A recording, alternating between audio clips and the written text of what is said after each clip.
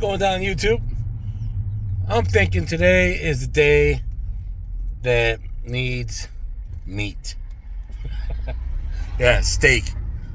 Nice fat juicy steak. That's what's for dinner. Beef. That's what's for dinner. Alright, so we're gonna throw it down. And everybody does these videos with like steak and butter with garlic and rosemary and spooned over the top and the cast iron and I think we're gonna do something a little bit different, a little bit more realistic. Not everybody has 8 pounds of butter to cook a steak in, because some of you guys go a little crazy with the butter. But we're gonna have some fun with it. I'll see you guys in a little bit. Yep. Bye. Hey, what's happening, YouTube? How you doing? Joe the Cook here. Joe the Cook 101. Welcome back. I guess it's my second pro video. As you seen earlier, about 2 seconds ago in the clip. Long day, hungry. Was in the mood for steak. I want a steak, some meat, like steak and potatoes type thing. But we're gonna do a Spanish style, so you know it's gotta have rice. We're gonna do a thick steak, New York strip. Gonna do an enchilada type onions that I used to do at the restaurant. Onions, olives, mushrooms, a great topping on there, tomato glaze. It's very simple. I'll show you the ingredients. Ingredients are right here. It's a nice marbling on that steak, fat cap, super thick. I'm not gonna be able to eat that whole thing at one time, guaranteed. Then we have our ingredients here with some seasoning. Seasoning, basically a little bit of sazon, salt, pepper. We're gonna do fresh garlic, which I already minced up. Olives, onions, green onions, because I like the scallions, and the mushrooms. The scallions have a different flavor than the white. The white more mild. Scallions are more forward to give it a nice pungent. This is gonna be an escabeche style. With the usually this dish is braised with the beef, but I'm gonna take the beef out, sear it, use a fat lard to get the flavor in there, and then we'll actually make it to like a sauce on the side. The steak's gonna be a nice sear, nice crust on there. So we'll get you back. I'm gonna put you on the stove, right? Thank you. I don't want you to bore you with chopping vegetables and fruits and, well, not fruits, but you know what I'm talking about. I don't, but I'm rambling. But you know, chopping mushrooms and onions and all that. You guys know that already. We're gonna get to cooking. I want to make this quick videos, right? All right, guys, and we're back. So I got the pan set. This is pretty much a one-pan meal, other than the rice. But what we do have is a light problem. Give me 1 second to turn this on, make sure we got enough.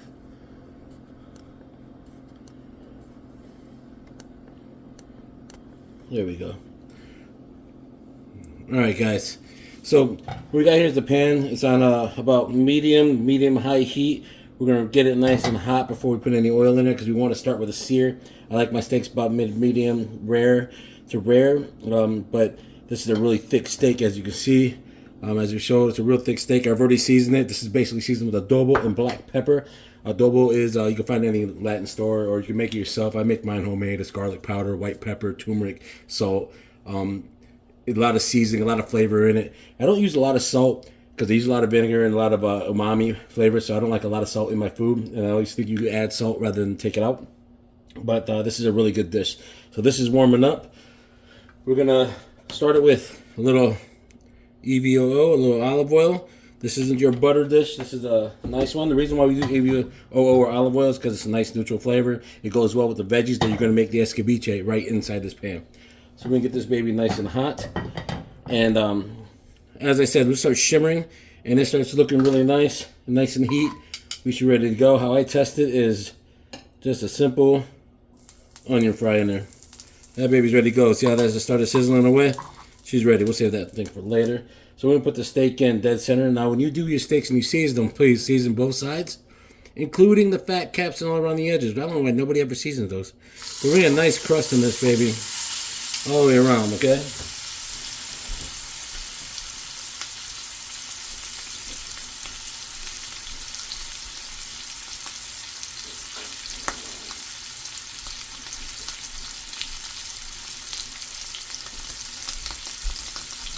God, you gotta love that sound. This is actually beautiful. Now, the proper way to sear a steak, man, do not touch it. Like, you set it there, it's nice and heat. Just let it sit. Let it get brown. You want to get that fond on the bottom of the pan. That's why you control the heat. It said medium high. You don't want to scorch it and burn it. You want to be a nice slow cook. And let it cook through for your temp. If you want it well done, this thick of a steak, I would actually sear it very nice caramelization up there, but medium rare, then stick it in the oven to the right temp. Or you can do a reverse sear, which is season the steak, throw it straight in the oven as is without any sear, and then get it to the temp you want, about 10 degrees lower than the temp you want, and then bring it out and sear it in a hot pan and scorch the side of the cast iron. Just do a nice crust on the outside, and you get a nice full through reverse sear, which is fun. It's really nice, but I'm not in the mood of doing all that work. I want to just go old style. So as I said, it's been on there a couple minutes. You know, it's we don't play with it too much. I'm going to move it around just to get the heat on there. And that brown is working out very nice. I'm going to get a nice golden scorch on here. So I'm going to lower the heat just a little bit more. Let it run through. Let it work. You know, there's a old chef that says that beef is the best thing ever. You know, God already created it perfect. There's nothing you can do to make it any better. Just season it right. And I believe it. You know, like a good beef is amazing. It's something delicious if it's made right. And there's that battle. Well done, mid rare. You know what? Eat it the way you eat it. Just don't make it dry. That's the only thing I care about. You want it well done? I got a cousin that likes his steak well done. Don't know where that came from, but you know what? He knows how to make the good steak well done. He cooks it in the oven. Comes out. It's still got juice in it. It's not tar. Not like a complete shoe leather, rock hard. It's not disgusting. It's really good. So, as I said, I'm not going to sit here and let you watch this the whole time. I'm going to let it run through, and then we'll be back in a few minutes. Or in 30 seconds. All right? Like that. One. Alright guys, so we got the steak going about mid-rare at the moment. There's a couple more minutes or a couple more seconds on there. Get a nice crust. Sear it all the way around, all the way both sides, and then on the edges as well, as you can see. You know, get a nice little meat. Now, the secret to a good steak, even especially this big, you see how it balled up and got really tight? You want to rest it. Rest it, it's like your muscle in your arm. You know, you don't want to flex it all day, and then you want to let it relax and get tired. That's how you get a nice tender steak. You don't cut into it until rested. All the juices go back in there. So you see all this brown around here, that's the fond. We're going to keep all that. So we're going to take this steak out here. Let me check this side. Yeah, she's about ready. Oh, my God, that looks good. I smashed that the way it is. Boy, I will tell you what. All right, so we're going to put this aside. We're going to let this rest. All this extra brown stuff, all this extra oil here, we keep. We're going to put this right on top of the steak. And you want to reserve, doesn't keep it warm, you want to reserve maybe a teaspoon or whatnot in there. That's going to be to saute the vegetables and the ingredients, because it's going to be really quick. Now this is where it gets real crazy over here, okay? So what we're going to do is mushrooms and onions.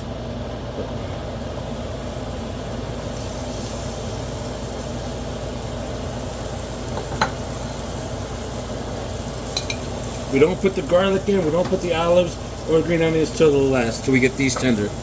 Alright? And yes, I do the old flipperooey. So we get these nice and absorbed. Those mushrooms are like, they're just picking up all that brown caramel, all that flavor. They're like sponges, man. I love mushrooms. I think in my last video I had mushrooms in there as well. So you guys can see it. So here's the seasoning now. So this is the fun part. We're going to do the black pepper, salt, and a little bit of sazon. Throw it all in there. Okay. A little bit of tomato juice. And I do use Goya. I don't care. Protest it later. I grew up listening to eating it. And then a little bit of pickle juice. That's the secret. A lot of people don't realize it. Alright. We throw a tad bit of water for hydration. Bring that to a simmer. So this is going to reduce, thicken up, and all that fun stuff. And we want it to be tender. You want the onions to be almost like super tender, super like soft and delicious. So the smell is amazing. And you know, if you notice in my cooking videos, I put them up and as I go along. These are very simple dishes, one pan wonders. You know, I try not to make anything too complicated. Yes, I'm trained culinary, and I can make it complicated, but Why do I want to make something complicated when I'm trying to show you what you can make at home with great flavors, very simple, with items that you're not used to? I mean, we have a huge world of, like, I just noticed the fans on. It's probably super loud. Let me shut that off. We have a huge world of flavors from all over the country that's available at our local groceries, even our gas stations. So make use of them. Jump away from the salt and pepper. Try different things. Throw a little coffee, a little sugar, a little coriander, a little cumin, a little curry, whatever you want, a little soy sauce. Give it a try. Mix them up a little bit. Like I got a dish I want to do that I've done before, and I want to make it. It's a Hungarian dish. Around here, they eat a lot of chicken paprikash. Well, paprikash is the main flavor of it. Well, Spanish chorizo, paprika is the main flavor. So paprika in both worlds, they will go together. So I want to do a chorizo chicken paprikash and make it into a pastelillo. I've done that at the restaurant. It was delicious. So it was great. So as you see how this is getting a little thick now, it's getting there. Let me lower the heat down to medium because we want like a nice simmer. We're going to burn it. Now we're going to add in our other flavors here. So we're going to add in the olives, the chopped olives and capers with the pimentos, the garlic, ginger, and the green onions. Just give it a stir. Now the objective of this is just to have that freshness. You don't want to really saute those up. You just want to have a nice little bite to them, a little acidity. They're going to be that pungent little, like, bang, bammo. So this is almost like a relish or sorts that goes on top of it on the steak. Does that taste it? Yeah, that's what I'm looking for. And the flavor of it is, if you've ever had encebado, I don't know if I'm pronouncing it right, the Spanish encebado, it's a really a savory flavor with all the olives and the mushrooms and the onions and the garlic. It's really a pungent flavor. So this goes a long way. With the rice, it's delicious.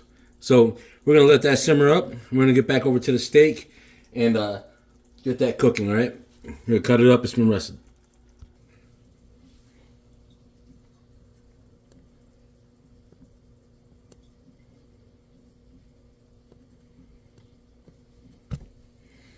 All right, guys. So, see, here's that steak. It's been resting. Like I said, I like it rare to mid-rare. We're not going to eat this whole steak, so how I usually prepare it. So you're very simple. You got the shadows. Very simple. We're going to cut it nice little wedges here. It might be a little... Yeah. Could be going a little longer. But it's a fatty steak, which I like either way. Oh, that's good. That's really good. You can taste this out. I know some of you don't like rare. I love black and blue. That's my favorite. It's the best way to go. I'll take that. Any day. I'm not too sure why I got so many shadows on this thing today. But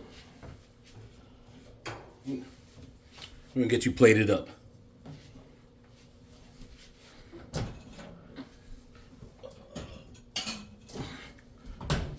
So, the way I like to serve this is I'm a piler.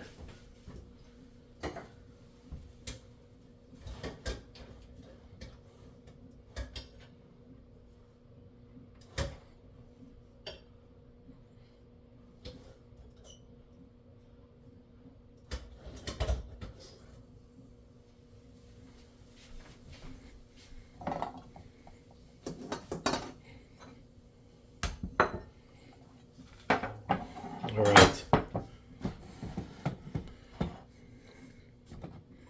So what we have here now, if I can move all these things, if I got room, we got a delicious steak.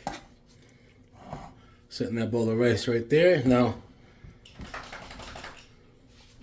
all I like to do is we'll take our mushroom and onions, put it right over our rice. I like a lot of mushrooms. And with some of the olives. A little pickle juice makes it a little savory, a little tangy. It's like savory and tangy.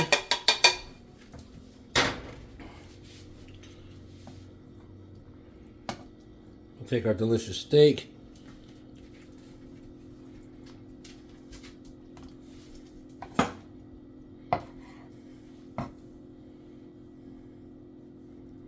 Got a plate.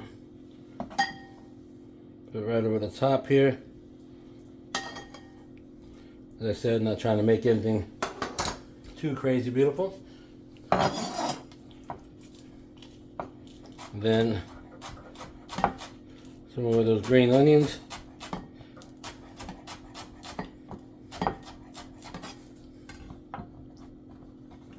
Over the top here.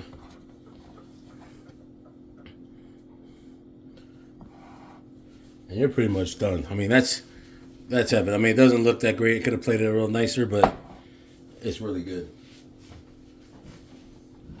And it's quick, easy, super fast. As I said, you like your steak well done, you could eat it well done.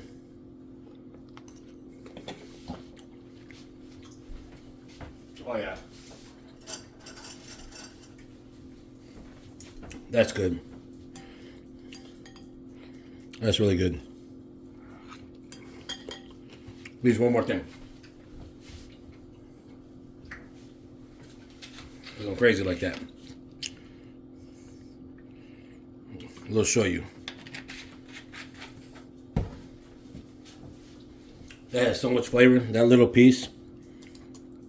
That little, like, this sauce right here. Let me show you the rice with that sauce. That has so much flavor. That little piece. That little, like, this sauce right here. Let me show you the rice with that sauce. It's just like a nice glaze.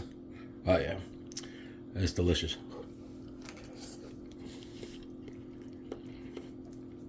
And eat it the way you want. I love chopsticks.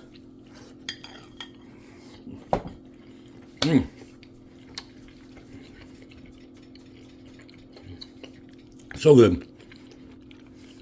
I'm gonna give my sous chef a piece of steak. Here, Luke. Yeah. All right, guys. Like I said, about to drop the camera. Thank you so much for tuning in. Like and subscribe. I appreciate it if you followed. If there's any dishes you want me to see, I'm gonna lick my fingers. Any dishes you'd like to see me do from another restaurant, or just give it a try, shoot me an email. Drop it in the box. I'd love to make it. And enjoy, man. Live life. Enjoy food. Enjoy drinks. Do what you got to do. Peace out.